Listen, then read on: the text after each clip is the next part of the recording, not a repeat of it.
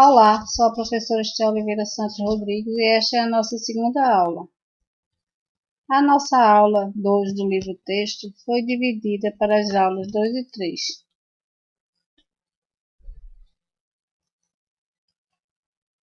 Portanto, a nossa aula 2, Fundamentos da Ecologia, o ecossistema, começa no item 2.1, Conceito de ecossistema, na página 33, e vai até o item 2.5.2, Ecossistema marinho, na página 41. Nessa aula serão apresentados o conceito de ecossistemas, o ambiente físico, gradiente e ectono, ecossistemas terrestres, biomas e ecossistemas marinhos. O ecossistema é um conjunto formado por comunidades bióticas que habitam e interagem em determinada região e pelos fatores abióticos que exercem sobre essas comunidades. Fatores bióticos são os efeitos causados pelos organismos em um ecossistema que condicionam a população que o forma. Então, os fatores bióticos são os seres vivos, são os que têm vida. E os fatores abióticos são todas as influências que os seres vivos possam receber em um ecossistema, derivado de aspectos físicos, químicos ou físico-químicos do meio ambiente, tais como a luz e a radiação solar, a temperatura, o vento, a água, a composição do solo, a pressão, entre outros. Então, aqui, os fatores bióticos e abióticos influenciam na distribuição das espécies. Então, os fatores bióticos são a ação dos seres vivos no meio onde vivem, e os fatores abióticos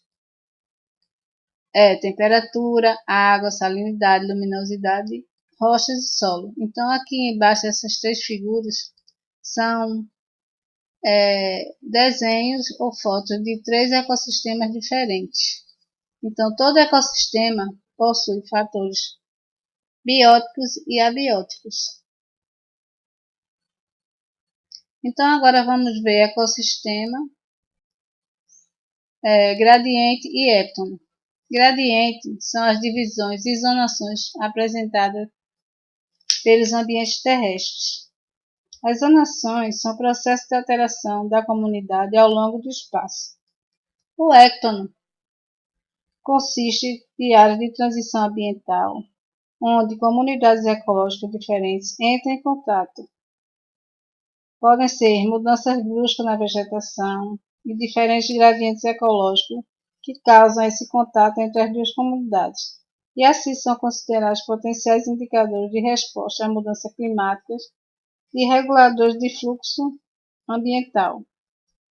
Então, aqui o ectono é a transição entre dois ecossistemas vizinhos. Então, aqui é o ecossistema 1 e o ecossistema 2, e aqui é o ectono. A mesma aqui falando do cerrado e da floresta. A interação, a transição entre os dois é chamado ectono. Então, agora vamos ver o que é um bioma. Um bioma é um grande conjunto de ecossistemas interligados. É um sistema ecológico onde existe vida e interações entre os seres vivos num determinado espaço, podendo variar de tamanho. De maneira geral, podemos dizer que os biomas são grandes espaços geográficos que têm as mesmas características físicas, biológicas e climáticas, existindo um grande número de espécies de plantas e animais. Geralmente, os biomas são definidos ou delimitados de acordo com a vegetação principal que os compõe. Em alguns casos, o bioma é delimitado obedecendo a outros critérios, como o clima, os tipos de solo, entre outros. Então, aqui vamos ver os ecossistemas terrestres, os biomas. Principais ecossistemas terrestres: florestas tropicais e temperadas, a taiga, a tundra, os campos ou pradarias e os desertos. Então, vamos falar da tundra. Vamos ver, a tundra ela é caracterizada por suas temperaturas extremas. Podemos citar como exemplo a Antártida. Também tem a taiga. É típico de regiões de clima continental, frio, estando sempre nas porções norte da América do Norte, da Europa e da Ásia. As florestas tropicais são os ecossistemas mais ricos em biodiversidade do planeta. Por isso, elas se apresentam ecossistemas altamente complexos, devido às inúmeras relações ecológicas existentes. No Brasil, destacam-se a floresta amazônica e a Mata Atlântica. Os desertos são ambientes secos, com baixos índices de chuva e de clima quente e árido. Muitas plantas do deserto são xerófilas, que quer dizer elas são adaptadas ao meio seco e com capacidade de evitar a perda de água. Portanto, cada região existe seres vivos e plantas adaptados a cada bioma. Pradarias são ecossistemas existentes em planícies e cobertos por vegetação herbácea. Vegetação herbácea é vegetação de pequeno porte. No Brasil, um exemplo de pradaria é o Pampa, que ocorre no sul do país. Esse quadro 2.1 é do nosso livro-texto, da página 37. Então, ele mostra os biomas globais, as características do ambiente, vegetação predominante e ocorrência geográfica. Então, aqui são ocorrências geográficas, o bioma, as características do ambiente, vegetação e vegetação predominante. Vamos ver um exemplo do bioma pradaria. Pradaria. Então, a pradaria é a América do Norte, é chamada de pradaria, e na América do Sul é chamada de pampa.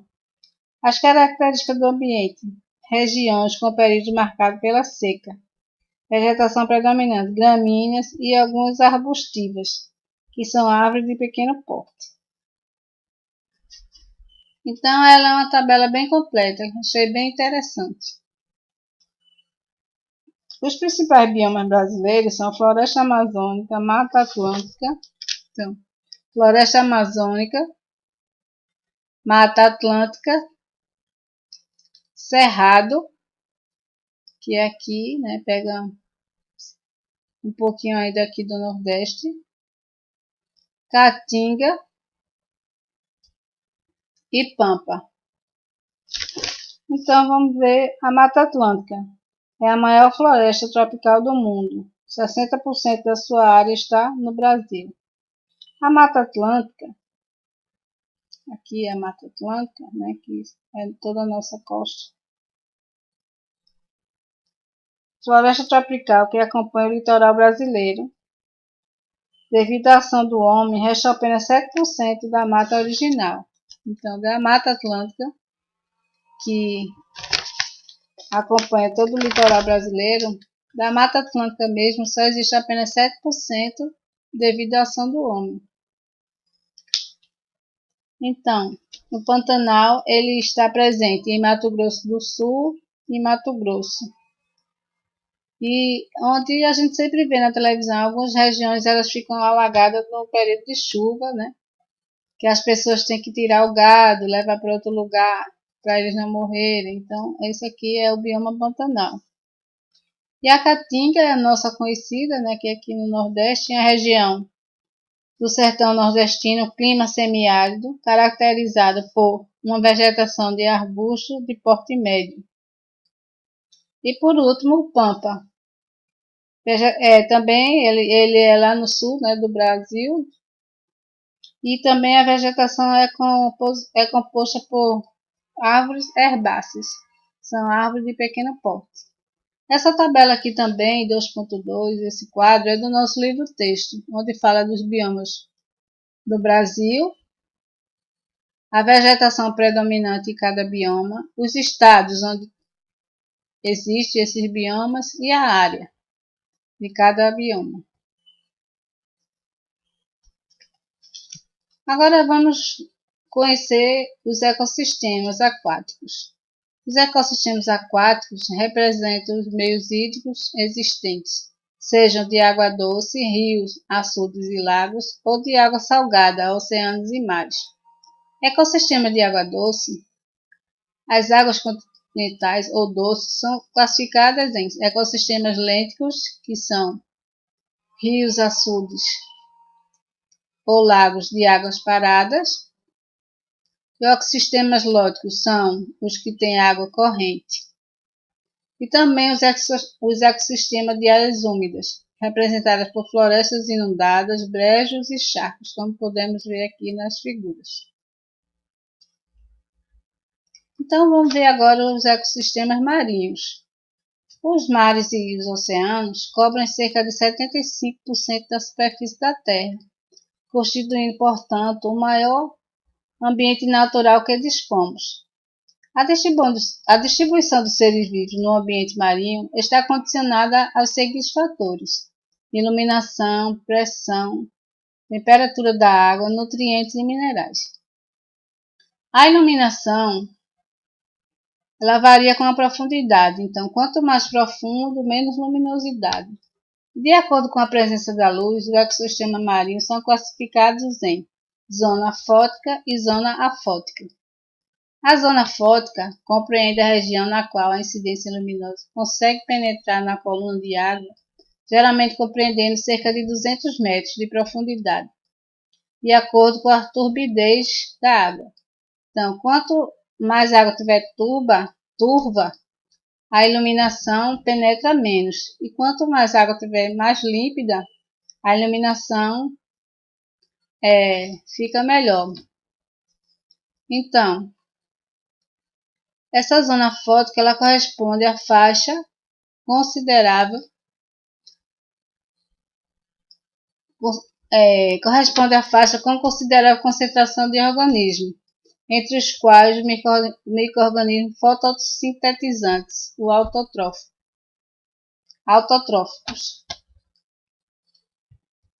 A zona fótica representa a região marinha que não recebe qualquer interferência de incidência luminosa.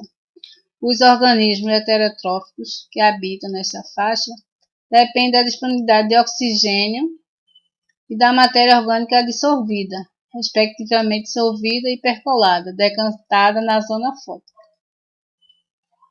Então aqui é um desenho que mostra muito bem, aqui é o Sol, a incidência dos raios solares, aqui é a zona fótica, até 200 metros, né?